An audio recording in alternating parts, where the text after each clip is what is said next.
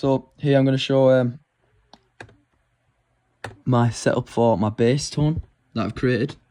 I re-recorded the bass in my bedroom with my Behringer interface and my ROTARY-Bass at home. And then from there, all I've done is I've took the exact same recording of the bass and I've duplicated it.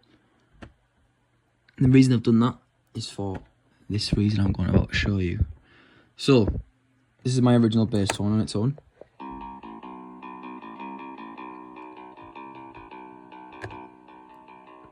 It's just the one of them now.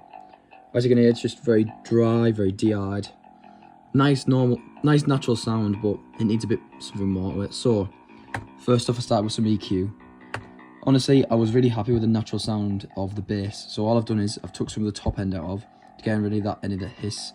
I've took a slight bit out of 2K, and I've took a slight bit of 300 Hz just to get rid of, I don't know, just some very, very, very light EQ basically.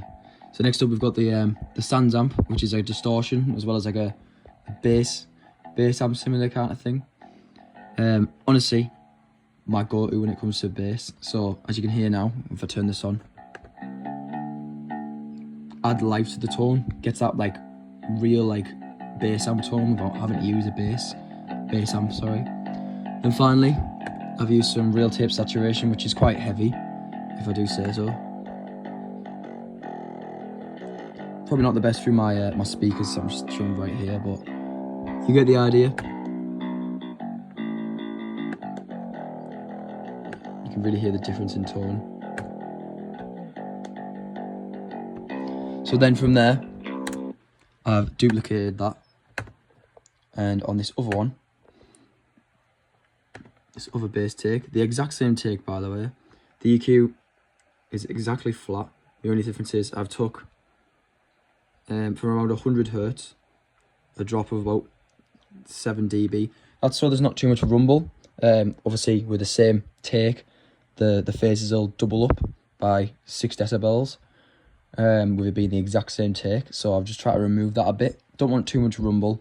This second duplicate is a secondary to the first, and focuses more on like getting that distortion tone on the high end. So I'll focus that more with this Sans amp. Focus more on like driving it more, and you can see the highs are a lot higher than the low in comparison to the other one. And then finally I've also added the saturator on again, which is a bit more driven than the previous one. This is what this one sounds like on its own. As you can hear, it's got a lot more grit, a lot more like distortion to it, you could say. But when you combine it with the original, it's got all that bottom end that you're after, as well as that like grit and that like hit and strike of the note with a pick. And I think that's perfect for this track, as like the bass is like taking on a very leading role with the riff. It's not like a secondary instrument, like just playing the rhythm or just playing the root note. It's got like a melody to it that'll go alongside everything else while the guitar plays the chords. So I think it's very important that the bass tone covers a lot of areas and is a very like prominent thing in this mix for this track. So yeah, that's how I create my bass tone.